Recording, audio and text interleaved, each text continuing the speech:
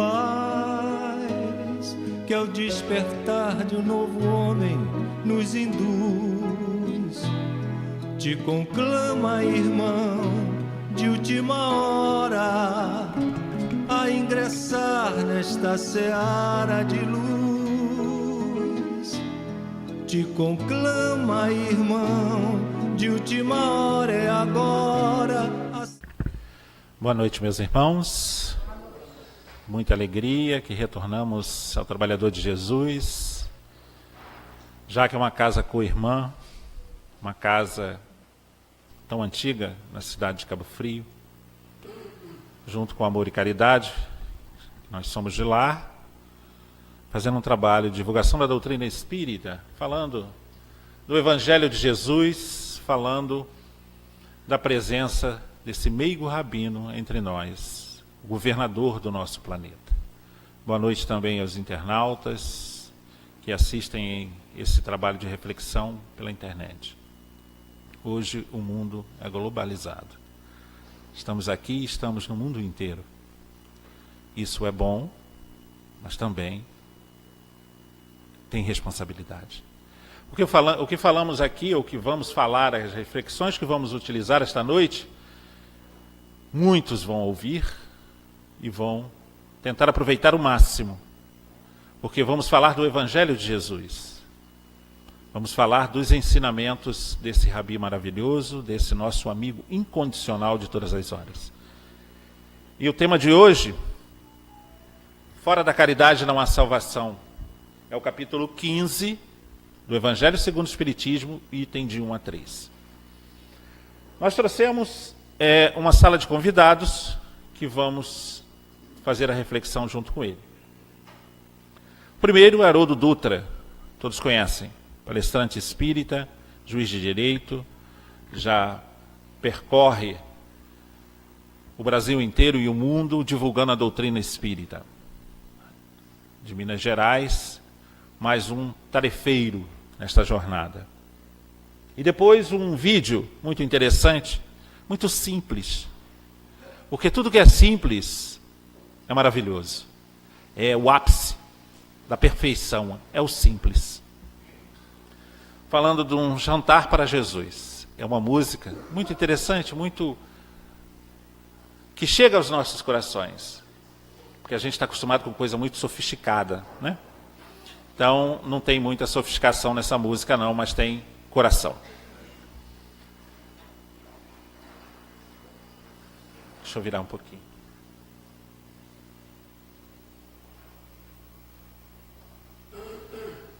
Nós vamos começar então com o necessário para salvar-se. Mas quando vier o Filho do Homem, na sua majestade, e todos os anjos com ele, então se assentará sobre o trono de sua majestade, e serão todas as gentes congregadas diante dele, e separará uns dos outros, como o pastor que aparta os cabritos e as ovelhas, e assim porá as ovelhas à direita e os cabritos à esquerda. Então dirá o rei ao que hão de estar à sua direita: vinde, benditos de meu Pai, possui o reino que vos será preparado desde o princípio do mundo. Essa é uma linguagem do Evangelho de Lucas. O Evangelho em sua forma simples. Ou seja, a gente tem que, daqui a pouco nós vamos comentar isso, mas a gente tem que entender que é sempre uma forma alegórica, para que chegasse às pessoas da época, mas que também ficasse com palavras de vida eterna. Vamos continuar. Porque tive fome e me deste de comer. Tive sede e deste-me de beber. Era hóspede e recolheste-me.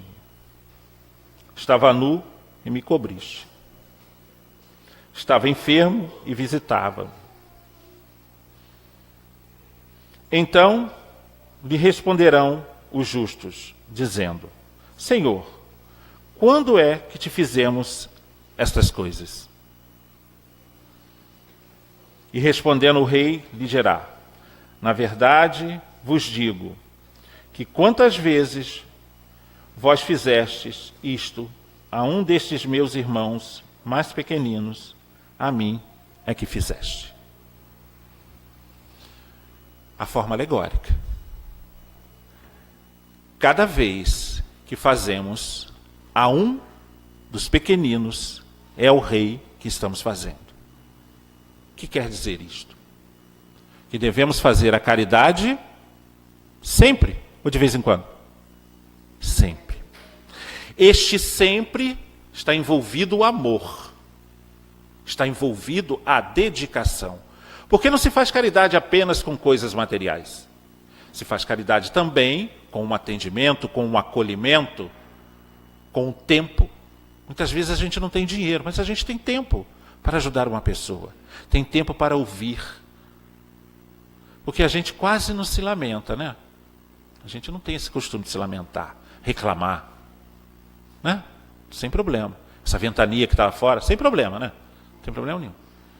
Ninguém fica chateado com isso. A gente reclama muito. A gente tem sempre alguma coisa que não está bom. Então a gente tem que tomar cuidado com isso. Porque isso também é falta de caridade. Conosco e com o outro que vai ouvir os nossos lamentos. Que muitas vezes não tem problema algum. Vamos lá. Então dirá também aos que hão de estar à esquerda. Falamos daqueles à direita. Agora é à esquerda.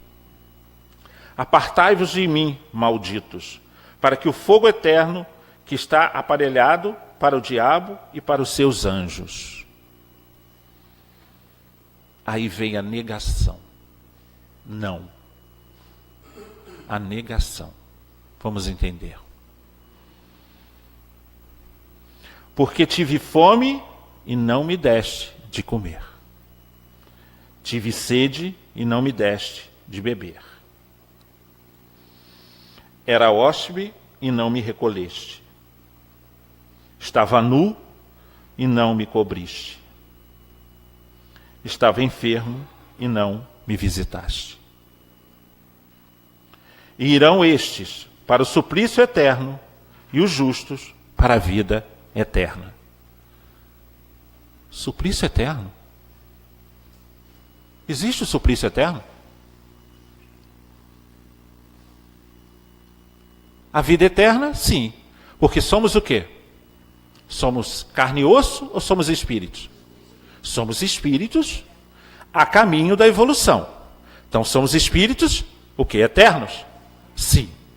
Porque já vivemos muitas vidas. Já tivemos vários filhos, já falamos várias línguas, já moramos em muitos países. Todo mundo lembra da última encarnação, não lembra? Não? Por que, gente? Vocês não lembram que passaram pela colônia espiritual, fez a programação de reencarnação, viram que precisava ter o cabelo assim, a boca assim, o olho assim? Não lembra nada disso? Ah, então, o que estamos fazendo aqui? Qual é o nosso caminho? O que devemos fazer para melhorar as nossas vidas? Porque somos muito. Já vivemos muito. Estamos na melhor fase de nossas reencarnações. Se esta é a melhor fase, a gente não quer nem pensar nas outras, né? Essa é a melhor. Já passamos por muitas religiões. Já vivemos muitas expectativas e frustrações. Temos a oportunidade, outra vez, de seguir o Mestre. Porque Jesus veio ensinar alguma religião? Veio? Qual religião que ele veio ensinar? Nenhuma. Ele veio nos ensinar o amor, em sua plenitude, para que possamos utilizar este amor para o nosso crescimento. Porque a ciência já descobriu que pensamentos de amor fortalecem a glândula timo, uma glândula que temos que protege e que cuida do nosso sistema imunológico. O sistema imunológico serve para quê mesmo? Nos proteger? Contra o quê? contra doenças. Então, quanto mais amor dermos, mais saudáveis vamos estar. A gente para pensar assim? Ou a gente já acorda com o pé esquerdo? Já dizendo assim, alguém diz, bom dia, só se for para você. Será que estamos, de fato, compreendendo este amor? Porque o amor, primeiro, é para quem? Para nós. Eu tenho que ter amor para que eu possa dar? Eu posso dar alguma coisa que eu não tenho? Não. Então eu tenho que ter o alto amor, olhar no espelho de manhã, você é lindo, maravilhoso, que dia, mais um dia, uma oportunidade de crescimento. Que o Senhor me envolva em luz e paz, porque eu vou precisar. Porque a gente sabe o que vai acontecer no dia? Não. Quem a gente vai encontrar? Não. Se a gente mora com a família inteira, uma família muito grande, quem que vai bater a nossa porta logo de manhã quando a gente estiver tomando café? Não sei. E se for a nossa sogra?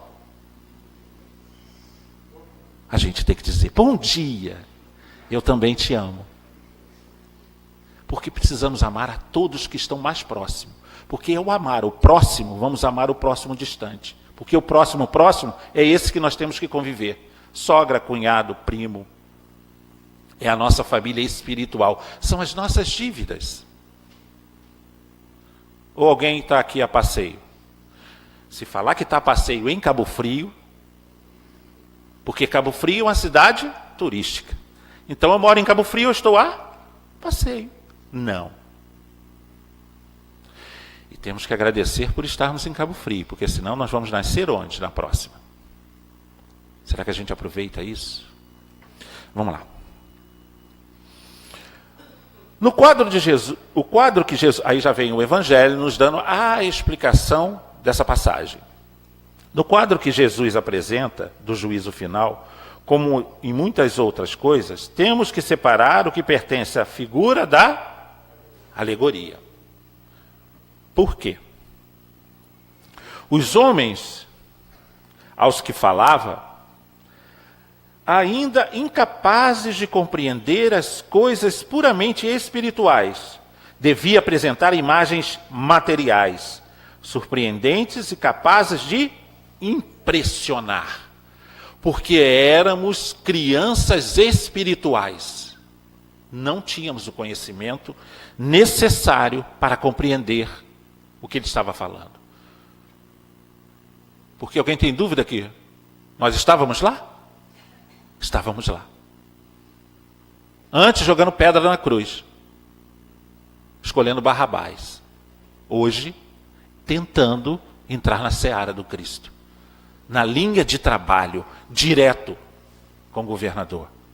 Então ele precisava usar figuras fortes para impressionar aquela geração que estava começando o caminhar da evolução. Porque agora já estamos numa fase melhor. Já estamos acima da adolescência espiritual. Quase chegando à idade adulta. Porque a ciência vem e comprova tudo que o Cristo nos ensinou. Não temos mais dúvida. Se não fazemos é porque somos o quê? Rebeldes. Sem causa. Sem causa. Então vamos lá. Para que fossem melhor aceitas, não podia mesmo afastar-se muito das ideias em voga, no tocante à forma, reservando sempre para o futuro a verdadeira interpretação de suas palavras e dos pontos que ainda não podia explicar claramente. Porque disse o Cristo, vos enviarei um outro Consolador, que vos fará lembrar tudo o que disse e mais um pouco. Esse Consolador já veio? Quem é? A doutrina espírita. Veio no século XIX, no século das luzes, onde a ciência também despertava com muita força. 1857, primeira publicação de O Livro dos Espíritos. inicia-se uma nova era para a humanidade. Querendo ou não, aceitando ou não. Essa verdade que o Cristo revelou está bem clara agora no Consolador prometido. A oportunidade é única. Porque esta encarnação, se é a melhor de nossas encarnações, só vamos reencarnar quando desencarnarmos daqui a mais ou menos, acho que a fila está grande, uns 300 anos. Porque quem está tomando conta da fila é um brasileiro. Ele tem hora que tem senha, tem hora que não tem senha, ele pede licença, ele se afasta do trabalho, fica em casa, de vez em quando vai, de vez em quando não vai. Então a fila está demorando para voltar. 300 anos em média. Então temos que aproveitar agora. Aproveitar essas palavras, este conhecimento, à luz da doutrina espírita do Consolador prometido. Vamos lá? Mas, ao lado da parte acessória ou figurada do quadro, há uma ideia dominante, a da felicidade que espera o justo e da infelicidade que é reservada ao mal. Se praticarmos o bem, estamos seguindo as orientações do governador do planeta, do espírito mais puro que teve entre nós, um Cristo. Porque, na verdade,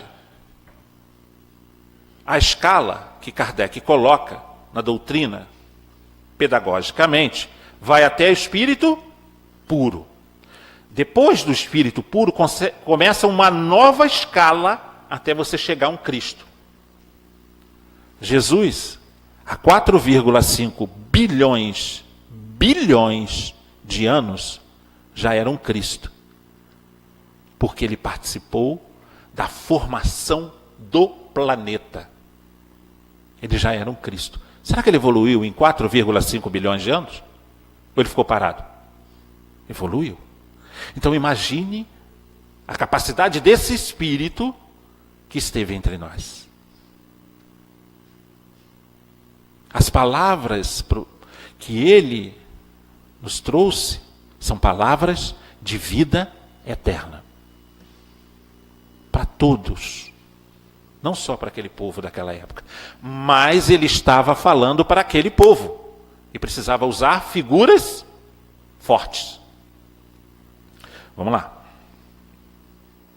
Nesse julgamento supremo, quais são os considerados da sentença?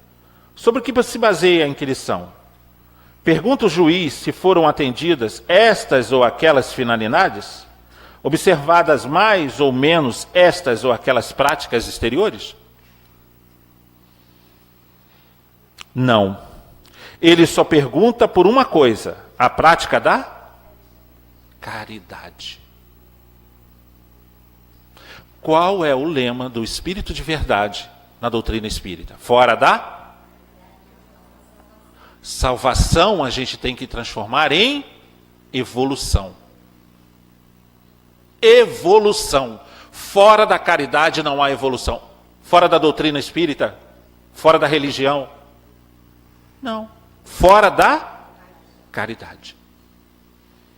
Então ele diz, e se pronuncia dizendo, passai à direita, vós que socorrestes aos vossos irmãos, passai à esquerda, vós que fostes duros para com eles.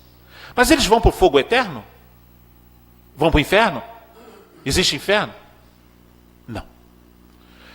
Quem cria o inferno? Nós. A nossa consciência. Então a nossa consciência é o principal juiz. Deus nos castiga? Não? Tem certeza? Todo mundo certo disso? Já estamos então numa DR melhor com Deus, né? Já que ele não castiga. De quem é a culpa? Nossa. Mas normalmente quem a gente culpa? O outro. A Deus, o outro.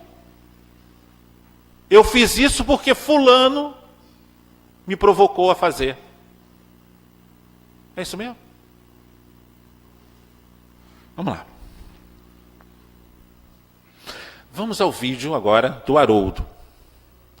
Prestem atenção, é 5 minutos, mas vale a pena. Seu diretor, preste atenção no som, por favor. Vamos ouvir.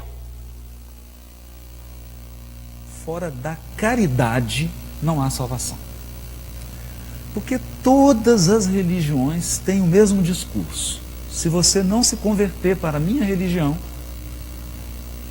você está perdido, você está fora. Então tem os que estão dentro e tem os que estão fora.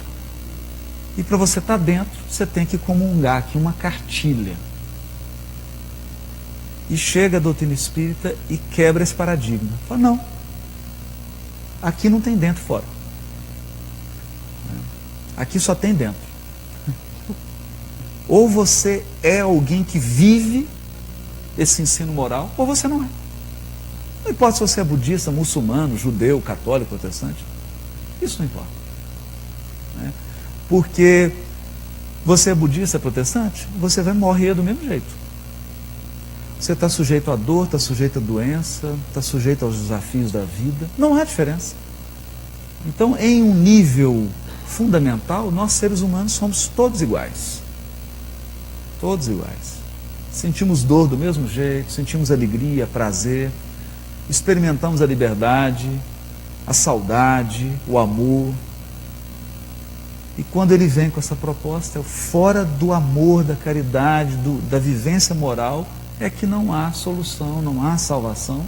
Ele abre. A doutrina passa a ser um instrumento livre. Você utiliza das ferramentas da doutrina espírita sem necessidade de abandonar o seu lugar. Isso aqui é bonito, né? Necessariamente eu não preciso abandonar o meu lugar para usar as ferramentas do espiritismo. E a gente vê isso na Sociedade Espírita de Paris, em que Kardec recebia judeus, muçulmanos, protestantes, que se tornavam participantes daquela reunião, liam as obras do Kardec, aceitavam aqueles fatos como fenômenos da natureza e continuavam sendo judeus, protestantes, católicos, muçulmanos. Isso é fantástico. Não há esse espírito proselitista. Não há necessidade de trazer ninguém para uma fronteira. Fazer com que a pessoa transponha fronteiras. Porque o desafio aqui é transformar-se moralmente. E essa chave, eu acho que é a mais grandiosa para se abrir Jesus, porque foi isso que Jesus fez.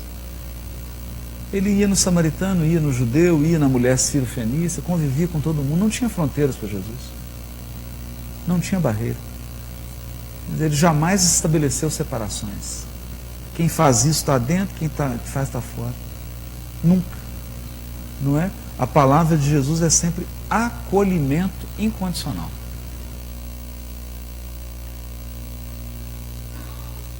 Dá uma paradinha aí. Entendido? Simples assim. A doutrina espírita esclarece, então, que todos têm oportunidade de evoluir. Basta praticar a caridade. Não basta ter uma religião, seguir uma doutrina, aqueles preceitos, aqueles dogmas, aqueles rituais, porque não era assim que era dito, que tinha que seguir aquilo para poder ser salvo. A doutrina espírita vem e abre todo um leque. Qualquer um tem oportunidade. Basta fazer a caridade. Mas caridade? O que é caridade? Caridade é o amor em movimento. É a função. É aquilo que vamos exercer com o coração. Independente de quem seja. Porque a partir do momento que eu começo a escolher a quem eu vou ajudar, aí já não é mais caridade. Eu estou escolhendo. Jesus escolhia. Ele abençoava judeus, gregos, romanos. Tanto é que um romano veio pedir ajuda ao Cristo. Vocês lembram da passagem do centurião romano? Que pede a Jesus: Senhor, eu estou com o meu servo doente. Digas apenas uma palavra e ele será salvo. Ficará bom. O que disse Jesus? Vou à tua casa. E levantou. Disse ele: não, eu não sou digno que entreis na minha casa. Então ele reconhecia que era inferior àquele que estava, a quem ele estava pedindo, e não era digno da presença daquele mestre, daquele rabino. Digas apenas uma palavra e ele está salvo.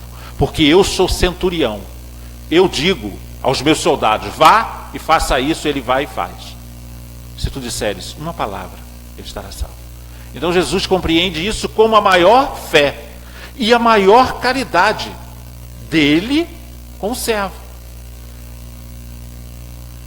Então, desde aquela época, já tinha a revelação, já tinha o movimento de melhora espiritual. Bastava-nos observar. Tanto é que ele chama a atenção aos discípulos que estavam com ele, e todos que estavam ali, diz: não encontrei fé tamanha a deste homem. Vamos lá. Agora vamos à parte que nos trouxe, que é a parábola do bom samaritano, exemplificando a caridade. Mas antes de falarmos da parábola, vamos entrar no contexto histórico desta parábola. Porque, na verdade, ela começa antes, bem antes. Jesus chama os apóstolos e diz: preciso ir a Jerusalém. Porque ele também já sentia e previa o que ia acontecer.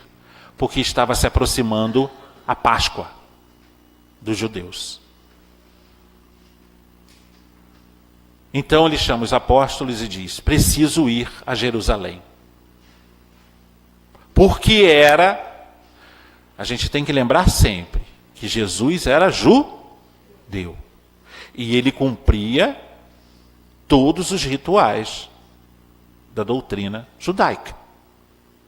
Então ele precisava fazer a peregrinação, porque todo homem judeu que tivesse condição tinha que fazer a peregrinação a Jerusalém para as festas da Páscoa. Só que ele põe uma condição: mas preciso passar pela Samaria. Hã? Passar pela Samaria? Sim, passar pela Samaria. É como que a gente pode entender isso? É como se ele desse uma volta enorme para chegar num lugar. Porque a Samaria, as 12 tribos foram divididas. 10 foram para o norte e 2 para o sul. Depois veio a cisma. A cisma dividiu as 2 do sul, separando as 10 do norte. No sul ficaram Benjamim e Judá. Por isso, judeus. Então, as tribos de Judá, que era a principal, e Benjamim, ficaram no sul, e tinham a capital como Jerusalém. A Samaria, não. Inclusive, a Samaria fez um outro templo para as festas da Páscoa, para que os samaritanos não precisassem fazer a peregrinação a Jerusalém. Tal era a complicação entre as tribos, a guerra entre as tribos. Eram inimigos, judeus e samaritanos. Não se davam bem. Será que isso acontece até hoje? Será que estão brigando ainda? Tem muito mais de 2000 anos. Porque isso foi antes da vinda do Cristo. Por quanto tempo o ódio vai existir naquelas terras? Então ele diz, preciso ir a Jerusalém passando pela Samaria.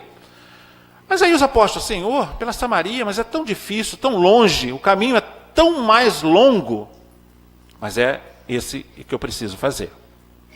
Então tá bom. Então João, o evangelista, que era o líder naquele momento, nós vamos na frente para procurar então um local para descansar. Porque essa viagem, essa peregrinação demoraria muito.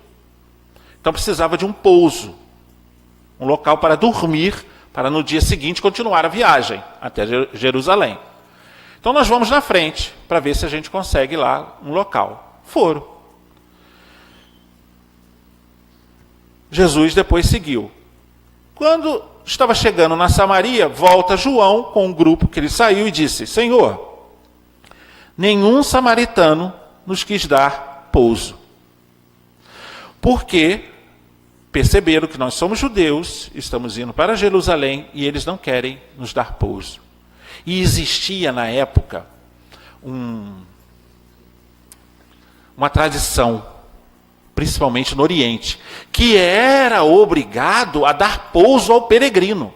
Estava na lei isso.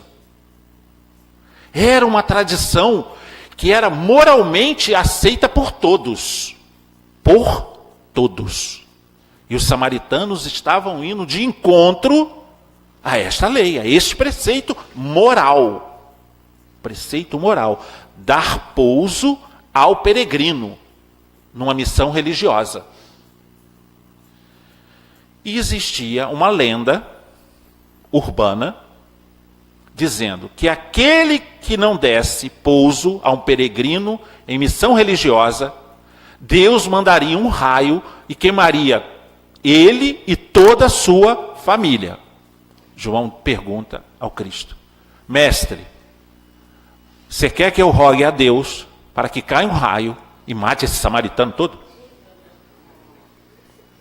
Jesus vira para ele, não. O Filho do Homem não veio para destruir. O Filho do Homem veio para construir, não para destruir. Tudo bem.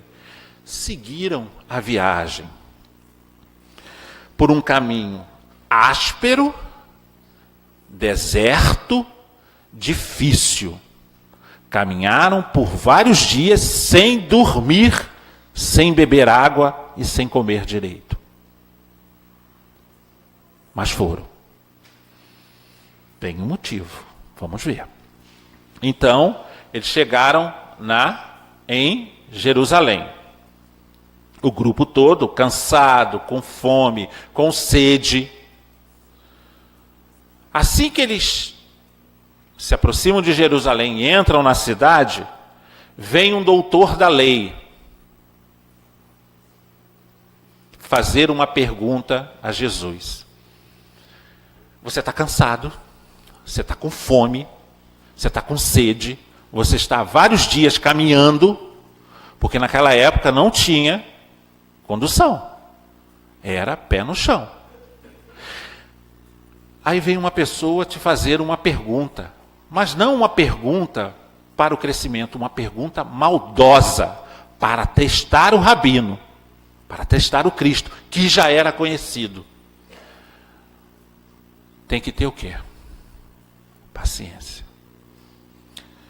Pergunta o doutor da lei.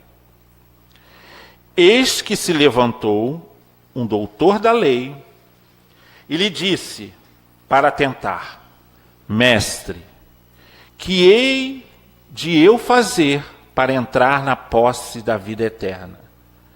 Disse-lhe então Jesus, que é que está escrito na lei? E como lês tu?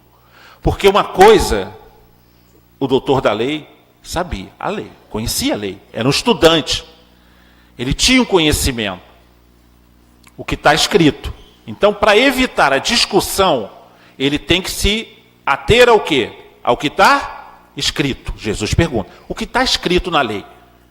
Agora, entre o que está escrito e entre o que você lê, tem uma diferença, não tem?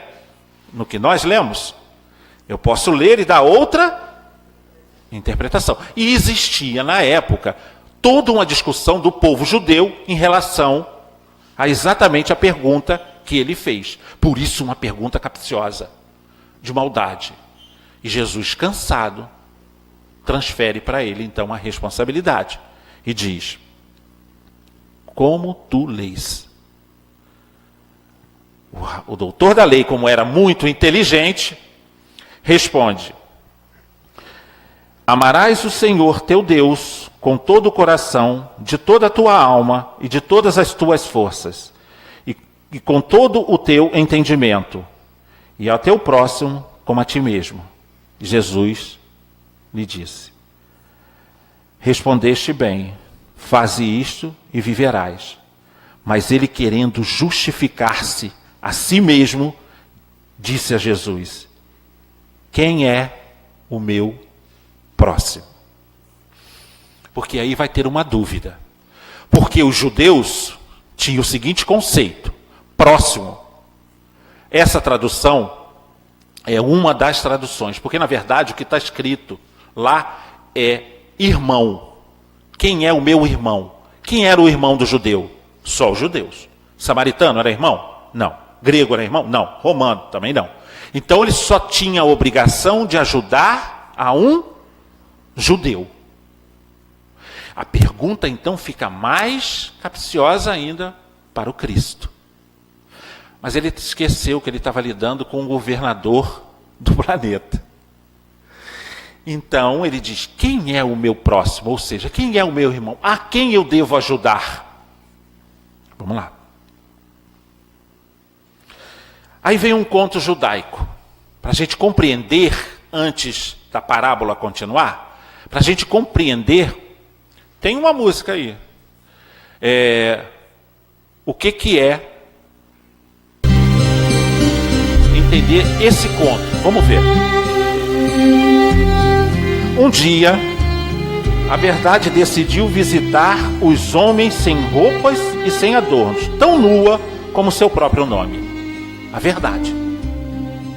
E todos que viam lhe viravam as costas de vergonha ou de medo, e ninguém lhe dava as boas-vindas. Assim, a verdade percorria os confins da terra, criticada, rejeitada e desprezada. Uma tarde, muito desconsolada e triste, encontrou a parábola, que lhe passeava alegremente, trajando um belo vestido e muito elegante. Verdade, por que você está tão abatida? Perguntou a parábola. Porque devo ser muito feia e antipática, já que os homens me evitam tanto, respondeu amargurada a verdade. Que disparate, sorriu a parábola. Não é por isso que os homens evitam você. Tome, vista algumas das minhas roupas e veja o que acontece. Então, a verdade pôs alguma das lindas vestes da parábola e, de repente, por toda parte, onde passava, era bem-vinda e festejada. Então, o que é uma parábola? A parábola é uma verdade vestida, uma verdade absoluta. Vamos lá a explicação. Parábola, originária do grego parábole, significa narrativa curta ou apólogo, muitas vezes erroneamente definida também como fábula. Não é uma fábula. Sua característica é ser protagonizada por seres humanos e possuir sempre uma razão moral, que pode ser tanto implícita quanto explícita. Até aí tudo bem? Nós estamos lendo uma parábola. Era através delas que o Cristo fazia analogias e passava as suas mensagens. Este gênero já era utilizado por muitos dos antigos profetas. Seu objetivo era comunicar uma grande lição ou apresentar um grande aspecto de uma verdade positiva. Então agora a gente sabe o que é uma parábola. A gente já está entendendo a parábola. É uma verdade. Vamos continuar com a parábola. O bom samaritano. Então depois que ele faz a pergunta, quem é o meu próximo? Então o Cristo diz, um homem baixava de Jerusalém a Jericó e caiu nas mãos dos ladrões, que logo o despojaram do que levava. E depois de terem maltratado com muitas feridas, se retiraram, deixando meio morto, completamente nu, sem nada, meio morto. Aconteceu, pois, que descia no mesmo caminho, um sacerdote. E quando o viu, ali é viu, tá só vi, tá? Passou ao largo. Assim mesmo, um levita, chegando perto daquele lugar, vendo, passou também ao largo. Tá aí, tudo bem. Passou o sacerdote, passou o levita. Mas um samaritano que ia a seu caminho, chegou perto dele e quando o viu, foi movido de íntima compaixão. E chegando-se, lhe atou as feridas, lançando nelas azeite e vinho. E pondo-o sobre sua cavalgadura, o levou a uma estalagem e teve cuidado dele. Então, olha só, a gente já pode observar que passou o sacerdote, que é ligado à religião, passou o levita, que é ligado aos estudos, deixaram ele lá. Quem até agora o acolheu? O samaritano. Vocês lembram que Jesus passou pela Samaria, junto com os apóstolos, e os samaritanos não deram nenhum pouso a eles? João deve ter abaixado a cabeça, dizendo, meu Deus do céu, se o samaritano fez isso, eu fico envergonhado de pedir a morte dele. Porque Jesus estava contando uma parábola. Então, ele ficou preocupado. Um samaritano continuou. E ao outro dia, tirou 2 denários e deu aos estalajadeiro. E lhe disse, tem-me cuidado dele, e quando gastares demais, eu te satisfarei quando voltar. Deixou o homem numa estalagem, aos cuidados do lado do responsável, e disse, cuida dele, vou te dar aqui 2 denários. Se passar disso, eu pago na volta. Ou seja, botou no prego. Jesus perguntou, quem se tornou o próximo daquele que caiu nas mãos dos ladrões? Não vamos esquecer que quem fez a pergunta foi um doutor da lei judeu. Eles gostam do samaritano? Não. Olha a resposta. Mas este doutor era muito inteligente. Olha a resposta. Aquele que usou de misericórdia com o homem. Ele falou que era o samaritano? Nem pronunciou o nome. Nem pronunciou o nome. Porque aí o que aconteceu? Ele usou do mandamento. Daquele mandamento.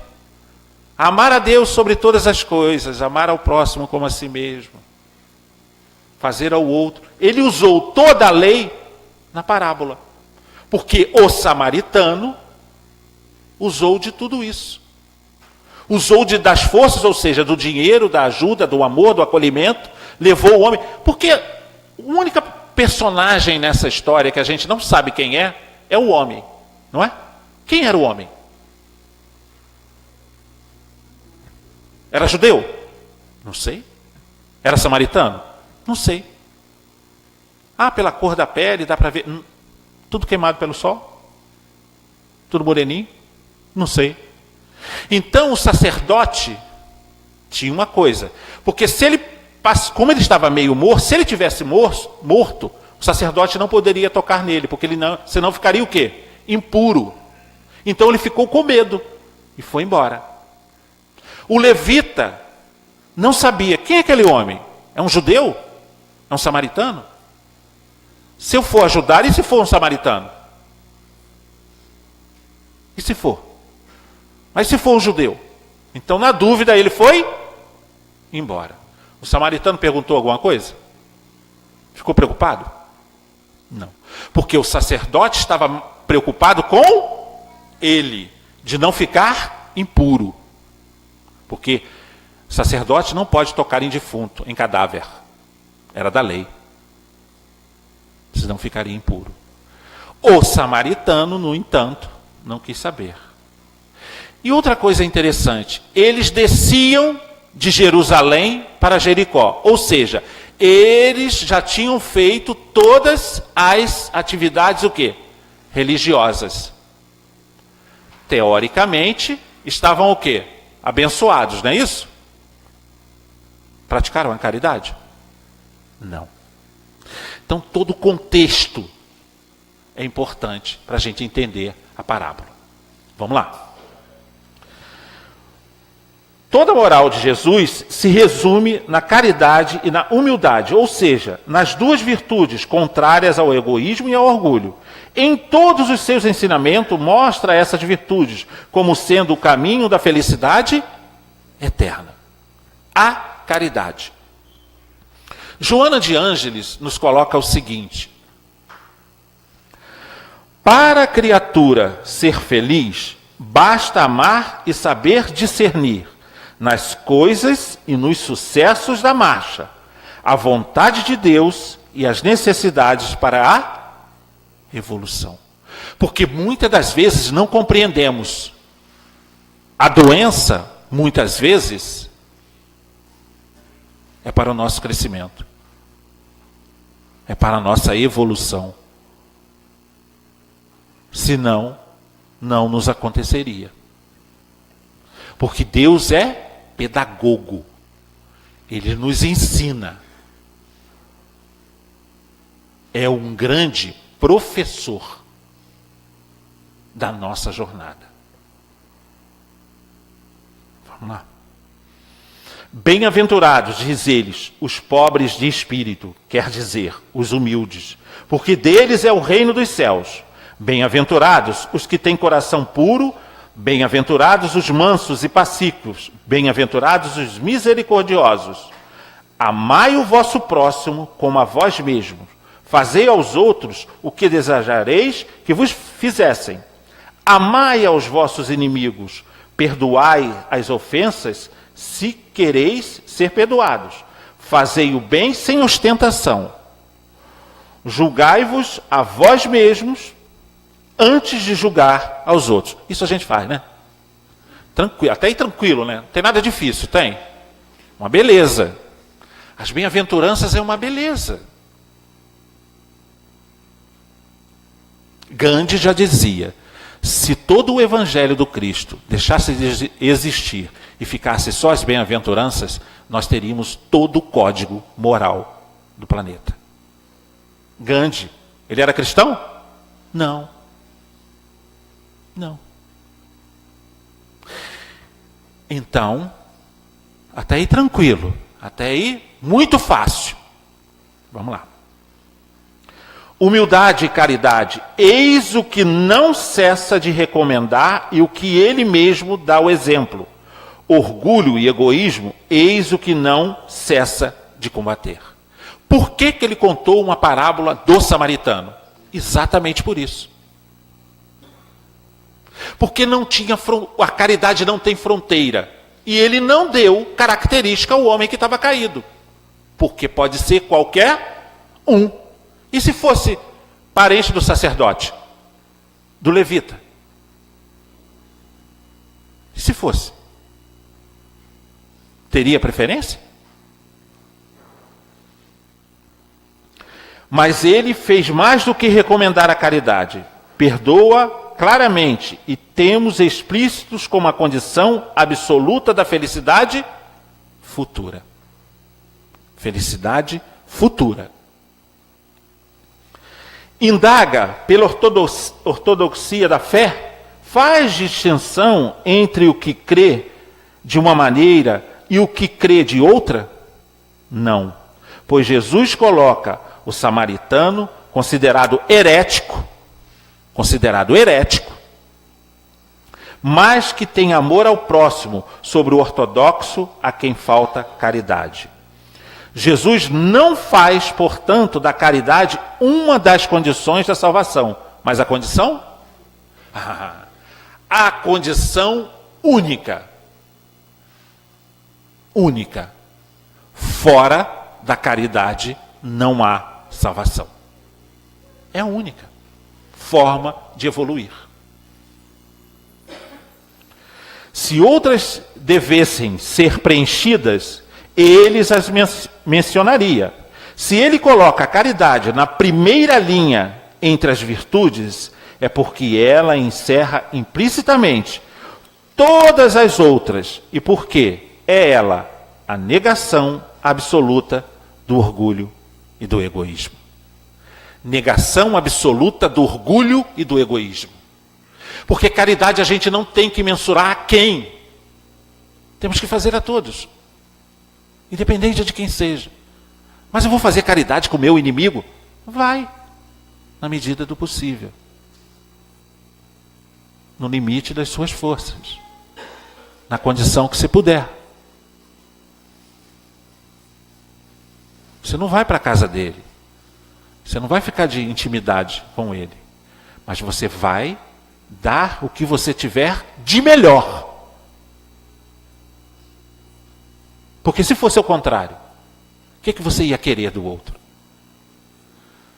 Quando a gente tem noção do que eu quero para mim é o que eu preciso dar, a vida fica melhor. Se eu dou amor, o que eu ganho? Se eu dou raiva, o que eu ganho?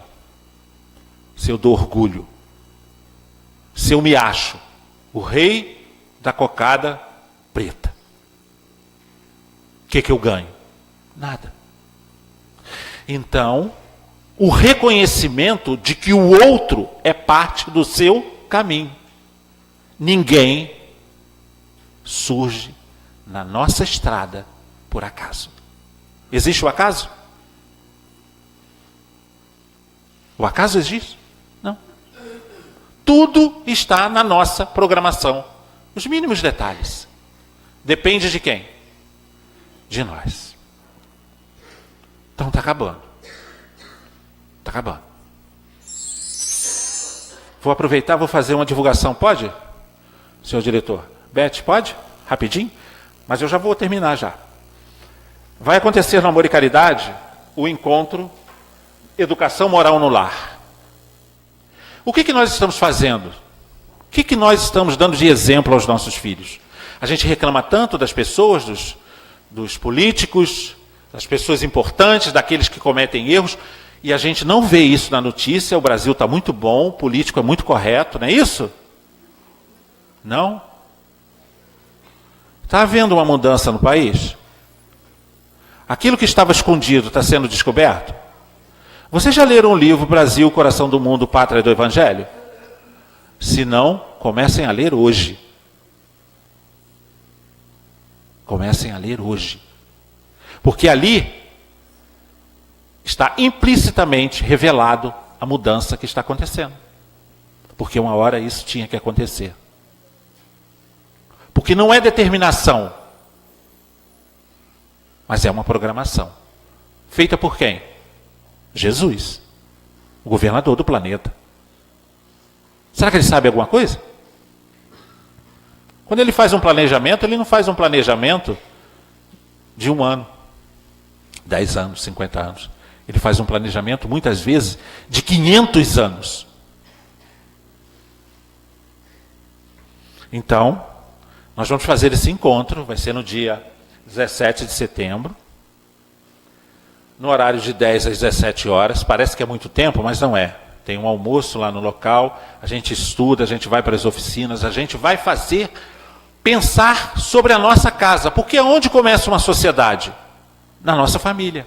O que eu estou fazendo da minha família? Será que o exemplo, eu como espírita, estou dando o exemplo certo? Será que o meu filho está me copiando? Com certeza está, independente do que estamos fazendo. Porque os filhos copiam mais pelo exemplo. Muitas das vezes não ouve o que a gente fala, não.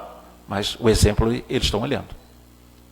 Então, estão todos convidados de 10 às 17 horas, domingo, dia 17, no Amor e Caridade. Todo mundo sabe onde é. Lá perto do Corpo de Bombeiro. Está ali a Rua Meira Júnior, número 90. E para a gente terminar então, nós vamos ficar com o pensamento de Emmanuel, que diz o seguinte: não te esqueças de que ninguém é ignorante porque o deseje. É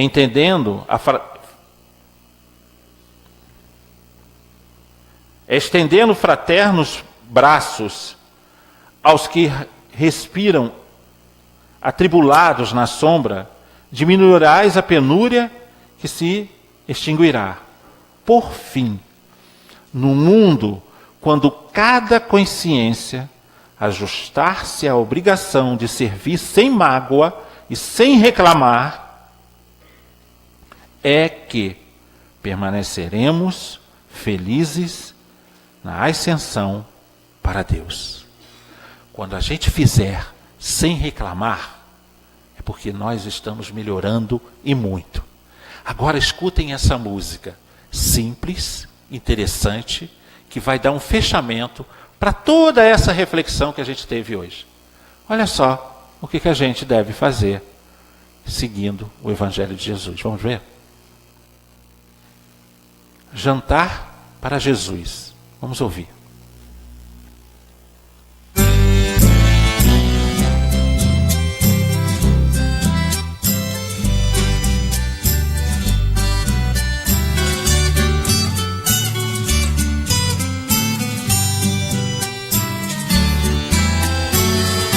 Convidei Jesus pra jantar lá em casa, preparei um frango assado pro jantar.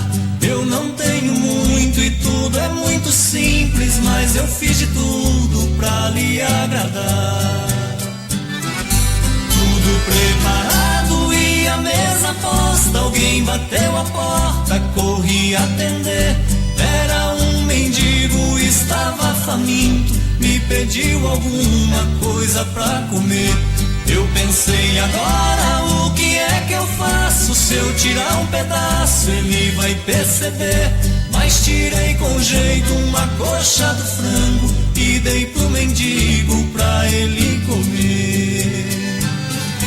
Ele foi embora dizendo obrigado, que em sua mesa nunca falte o pão. É feliz o homem que tem caridade e que traz o amor em seu coração.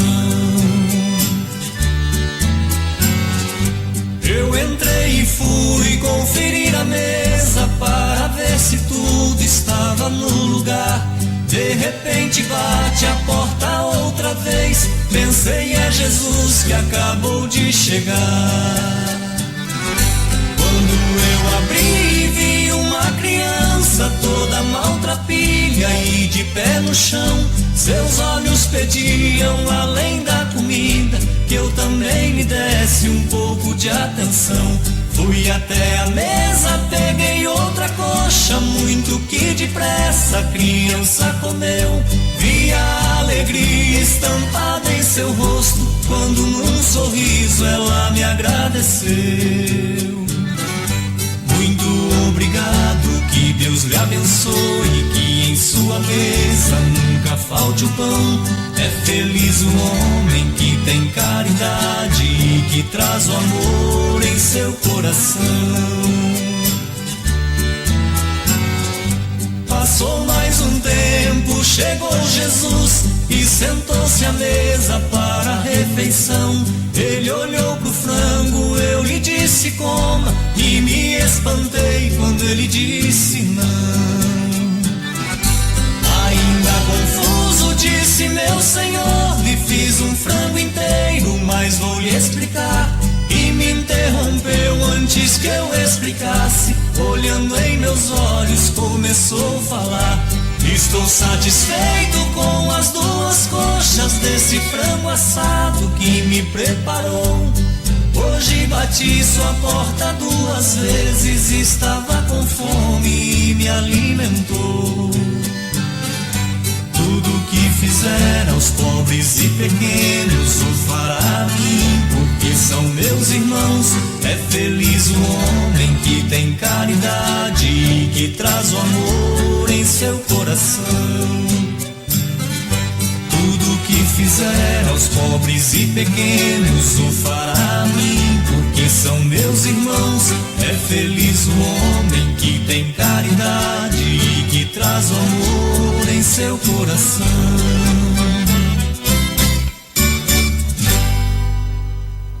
Tá vendo? Simples assim. Tão simples. Quando cruzarem o nosso caminho, a gente tem que lembrar: será que era o Cristo me testando? Será? Então a gente tem que dar de caridade, independente de quem seja. Muito obrigado pela atenção de vocês. Que Jesus nos abençoe.